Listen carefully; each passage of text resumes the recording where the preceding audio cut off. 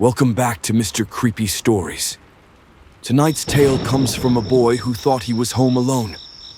But when he heard his own name being whispered from downstairs, he realized he wasn't alone at all. This is, he called my name from inside the house. Turn off the lights, and let's begin. I was 17. Don't even remember exactly what month it was, but I know it was sometime in early autumn. My parents were gone for the weekend visiting my aunt and uncle in Oregon, so I had the house to myself. Most of the weekend, I was up in my room, cycling between watching Netflix, gaming, and eating snacks. My room was upstairs, and I had my headset on pretty much the entire time. It felt great. No rules, no interruptions. At one point while I was gaming, I started hearing voices. At first, I thought maybe a video had started playing in the background, but when I checked my laptop, everything was paused. That's when I realized the voices were coming from outside. I had my bedroom window cracked open, and it was windy and drizzling, which made it harder to hear clearly. The voice sounded muffled, but close, like someone was standing right beside the wall outside my window. When I walked over and listened more carefully, the sound suddenly stopped. Curious and a little uneasy, I went downstairs to check from the living room windows.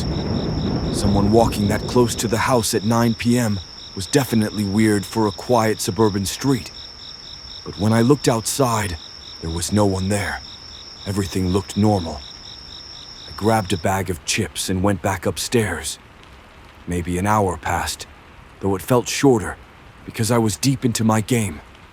Suddenly, I heard the voice again. This time, even through my headset. It wasn't louder, but it was much clearer. I paused the game, pulled off my headset, and listened. The house was dead silent, except for the occasional creak of the wooden floorboards. Then, after about 15 seconds, I heard it again. Greater than Ryan, someone had said my name. My full name is Ryan Thompson, but only my friends ever call me Ryan. My teachers and parents usually use my full name. The voice didn't sound familiar. And worse, it sounded like it was coming from inside the house. I froze, then quietly set my headset down and walked to my bedroom door. I opened it just a little, making sure it didn't creak. That's when I heard him again. The same voice. Ryan. He said it softly, almost friendly, like he was just calling out to ask a question. That calm tone made it even more disturbing. His voice was rough and raspy, like a middle-aged man who smoked a lot. I could tell he was near the bottom of the staircase. I stepped back, leaving my door slightly open. Then I turned to the window, pushed it open wider, and climbed out onto the small porch roof. It was raining and slippery, but I didn't have many choices. The roof was narrow, only about 4 feet wide, but it was my best shot. That's when I realized my phone was still on my desk. I leaned toward the window to grab it, but froze again. Through the crack in the door, I saw a shadow moving in the hallway, right outside my room. I quickly ducked back out of sight, my heart pounding.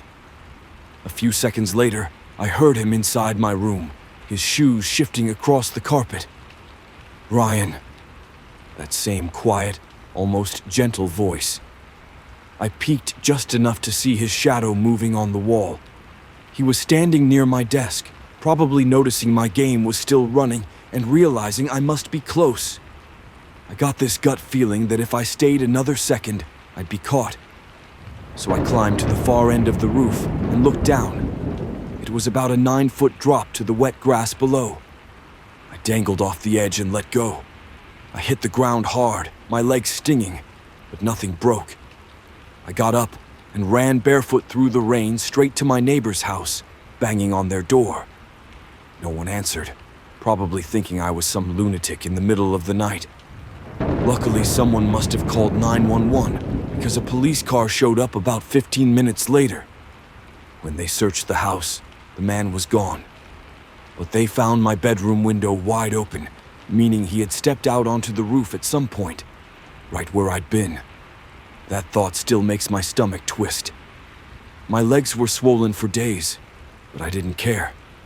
Looking back, I think jumping from that roof probably saved my life. To this day, I have no idea who that man was or how he knew my name. And honestly, I hope I never find out.